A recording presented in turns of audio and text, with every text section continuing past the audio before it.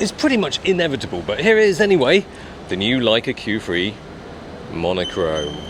Ah, wonky lens hood alert. Let's see it properly de-wonked. Ah yes, that's much better. It's essentially the same as the other Q3s, well, that's why it's called a Q3, so same megapixels, same autofocusing, it's just monochrome. It's going to be a very short video. Your Leica looks flashing. So anyway, what is the point of this camera? Well, the reason is really quite black and white. As we're always finding out, Leica is all about having artistic options.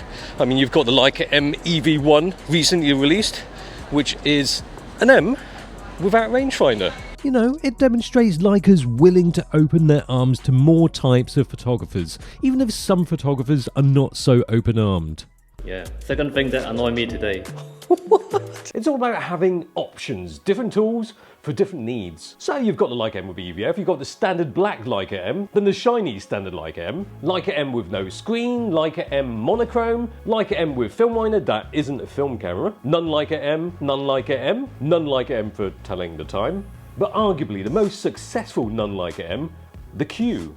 You know, why should one be limited to just using a rangefinder to take your photos? But this, the monochrome, is all about limitations. You don't have colour, obviously, so everything has to be in black and white. Idiosyncratic limitations, and the Leica M makes sense, sort of. Monochrome and M feel like a perfect pairing. It is a pairing that made some of the most iconic images of the 20th century. The history of black and white with the Q dates back 5 years ago. The Q is a modern day camera made for modern day photographers. It's made for convenience. I think the Q3 is still the best full frame compact camera, if you can call it compact. It's quite a big camera. Phase detection autofocus, 60 megapixels. It's made to be easy to use and versatile. It's as much at home taking arty-farty street photos as it is taking your vacation photos. And video too. It's a camera for all situations.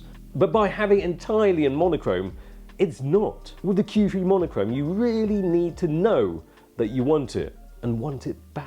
Would you buy monochrome? No. Why? I don't shoot in this monochrome.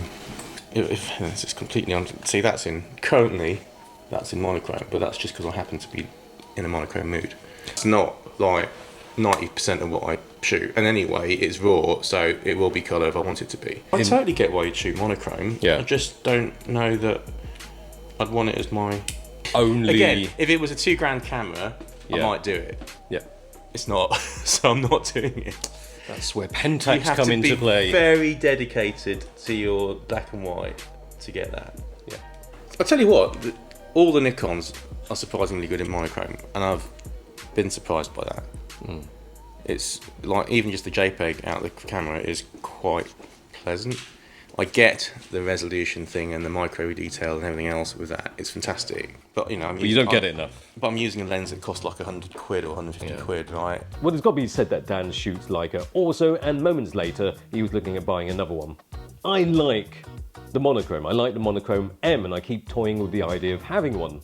And I like the Q3, and the awkwardly named Q343. Q3 monochrome has that same fun factor of using a Leica M-like body, but with autofocus, which I think makes it incredibly likeable to use. It makes the photo taking process a carefree and frivolous point and shoot experience. Just as Dan was saying, I get the technical advantages of a monochrome sensor, the dynamic range, noise, micro contrast, all that stuff, but it would be silly to suggest someone stop shooting colour due to noise and dynamic range. It's 2025. All cameras can do that stuff well, and I would feel silly suggesting that you get a £5,800 camera for those reasons alone. And any potential owners should feel ashamed of themselves for telling others that they bought a monochrome only camera for micro contrast and dynamic range. The only good reason why you would get this camera is because it works for your creative flow. A high-res point and shoot camera without the distraction of thinking about colour when framing. It is really that simple.